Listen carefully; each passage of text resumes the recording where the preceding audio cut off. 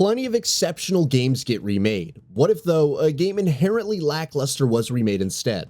There are tons of reasons why a game could be perceived as bad, but oftentimes these games still harbor one or two redeeming traits, unique ideas held back by crummy execution. Here are 10 such games which, if given a second chance, could shine.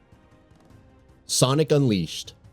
The sense of speed in Sonic Unleashed daytime levels is arguably Sonic at his most exhilarating. They're blink and you miss it fast, with barely an interruption throughout the tightly choreographed stages. It's the game's nighttime levels, whereby Sonic evolves into Werehog, which draws the most ire.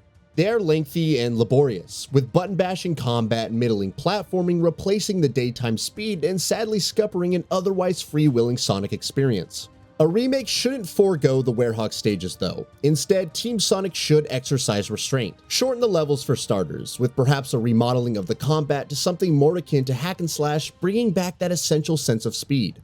Elsewhere, the story, cutscenes, and music in Unleashed are some of Sonic's best. Sonic Unleashed was so close to greatness, and a missed opportunity for Team Sonic after the dumpster fire of Sonic the Hedgehog 2006. Trickstyle. Blending SSX arcade style with anti-grav racing to create something wholly unique is Trickstyle. Essentially a stunt-filled hoverboard racer with fantastic art direction, Trickstyle was exceptional in merging its raceways into the fabric of the city, an element key Touchstone Wipeout was also adept at. Games of this ilk seem to have evaporated from modern consciousness, but even though Trickstyle is over 2 decades old, there isn't a whole lot else like it. However, unlike Wipeout, Trickstyle's downfall was its middling sense of speed. Additionally, raceflow was continually interrupted by bumpy AI opponents, impossible to latch onto grind rails, or sluggish mid-air tricks leading to jerky stuttering landings.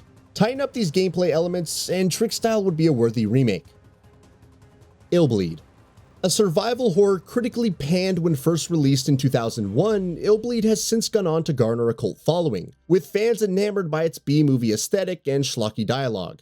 Illbleed also featured non-linear gameplay that relied less on zombie killing and more on avoiding the traps littering the game's horror-themed park, with multiple endings influenced by the number of teenage survivors too, plus trap locations changing with each playthrough. Illbleed is notable for its dodgy camera angles though, especially during combat, with a semi-auto lock onto enemies hindering movement.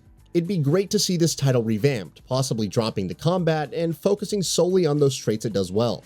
Controls and cameras aside, Illbleed pulses with cheap scares and budget-friendly animations, giving the feeling that you're participating in a grassroots horror movie than an actual game. Wild Metal Country. Wild Metal Country had a simple premise: drive around as a tank, collect colored containers, and shoot other tanks. There is no time limit. Players were free to traverse the game's sparse mountain valleys at their own speed. Wild Metal Country's simplicity made room for fun, physics-based mechanics with low-gravity environments adding a sense of floatiness to the game's bulky tanks.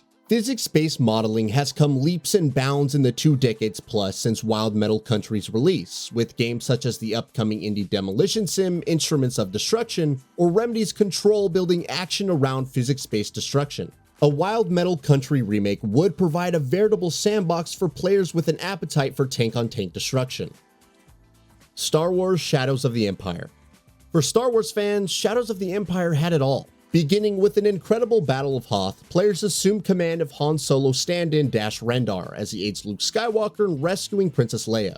Along the way, there are jetpacks, third-person blaster battles, high-speed train platforming, swoop bike chases, and 360-degree space turret skirmishes, all experienced within an engaging backstory set between The Empire Strikes Back and Return of the Jedi. All of the ingredients are there, but poorly calibrated controls and restrictive camera angles made playing Shadows of the Empire a frustrating mess. Countless Star Wars titles since have perfected the gameplay styles attempted in Shadows, but there aren't as many with as gripping a story. Red Faction. Despite moderate review scores, 2001's Red Faction and its sequels never found a mass audience. It featured a revolutionary geometry modification mechanic too, whereby players could revolt in the game's wildly destructible environments as part of a rebellious uprising against a nefarious Mars-based corporation.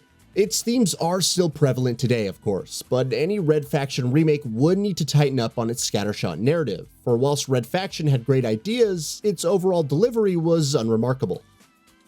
Siren. Siren is a stealth horror survival, with a narrative revolving around the alternating perspectives of numerous player characters as they attempt to creep out of a mysterious town overrun by zombie-like enemies.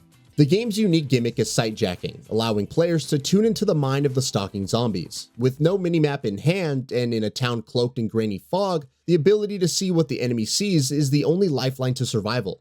Problem is, even with sightjacking, Siren's gameplay was tedious. Its overwrought trial and error nature tested the patience of most who attempted escape from the game's haunted town. Playdead's Limbo and Inside successfully transplant an ostensibly weak, unarmed player into a hostile world, with trial and error gameplay light enough to not interrupt the bleak atmosphere. A Siren remake should take a leaf out of Playdead's book, keep the bone-chilling atmosphere, but place less emphasis on trial and error gameplay. Metal Gear Acid. Translating action stealth gameplay into turn-based card game mechanics was always a challenge, and to be fair, Metal Gear Acid almost pulled it off.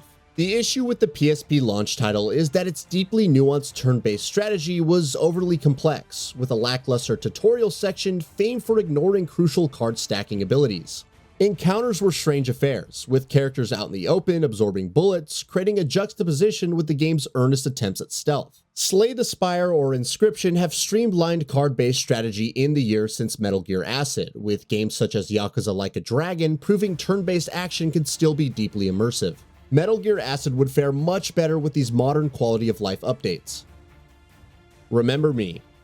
Before Life is Strange, Don't Nod Entertainment's first foray into video games was Remember Me, an exceptional narrative focusing on protagonist Nilan's attempts to reclaim her lost memories. Most interesting of Remember Me was its memory remixing mechanic, enabling Nilan to enter and rearrange opponents' memories to manipulate them. For such a unique and interesting mechanic, its befuddling the memory remix was underutilized. Instead of a focus on repetitive melee combat, a Remember Me remake would be great if the memory remixing was amped up and used more frequently in areas other than combat, such as exploration and puzzle solving. Silent Hill Shattered Memories. After the declining quality of Silent Hill games following the remarkable first 3 entries in the series, Silent Hill Shattered Memories, a late entry before Konami's abandonment of the series, is a wholly different affair. Gone is combat, instead replaced with a darkly cerebral experience as first game protagonist Harry relives his trundle through Silent Hill in search of his missing daughter. Most interestingly, the first portion of the game tasks players with completing psychological tests, the results of which altering aspects in the second half of the game. It was an unusual approach which encouraged emotional investment from players. The icy nightmare alternative dimension which made up the game's chase sequences felt a little too disruptive though, in the sense that they disturbed the creepy flow of the game's exploratory latter half. Shattered Memories deserves another chance, as it presented some truly unique survival horror mechanics in a narrative structure uncommon in video games. And that brings us to the end of the video. A quick request before we conclude. We upload new videos every single day, and if you like what we are doing, please consider subscribing. It really helps us out. Also, don't forget to enable all notifications by clicking the bell icon so that you can receive daily video updates. Thanks for watching.